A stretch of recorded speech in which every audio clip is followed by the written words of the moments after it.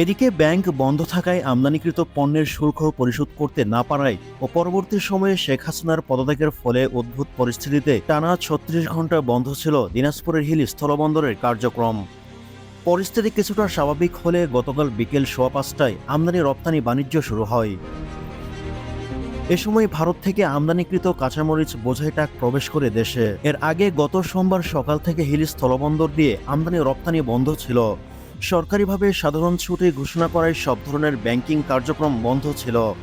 ফলে আমদানিকৃত পণ্যের শুল্ক পরিশোধ করতে না পারায় বন্দর থেকে পণ্য ছাড় করা সম্ভব হয়নি।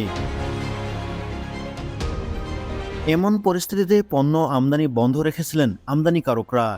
এদিকে বাংলাদেশ ভারতের মধ্যে যাত্রী পারাপার স্বাভাবিক রয়েছে জানিয়ে হিলি ইমিগ্রেশন চেকপোস্টের ভারপ্রাপ্ত কর্মকর্তা শেখ আশরাফুল গণমাধ্যমকে বলেন, হিলি ইমিগ্রেশন চেকপোস্ট দিয়ে গত সোমবার দুই দেশের মধ্যে যাত্রী পারাপার চালু ছিল।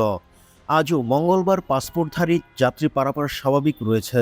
ভ্যাট দায়মুক্ত থেকে লাভজনক ব্যবসা পরিচালনার বিশ্বস্ত সহযোগী দ্য রিয়েল কনসালটেশন, স্বচ্ছ ভ্যাট আইনে দক্ষ ন্যায্য ভ্যাট প্রদানে।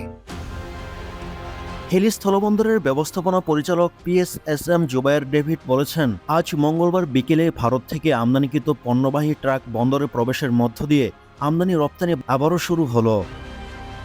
সেই সঙ্গে বন্দরের ভেতর সব কার্যক্রম স্বাভাবিক রয়েছে। ভারতীয় ব্যবসায়ীরা জানায়, গতকাল শুধু কাঁচা পণ্য সীমিত পরিমাণে বাংলাদেশে রপ্তানি করা হয়েছে।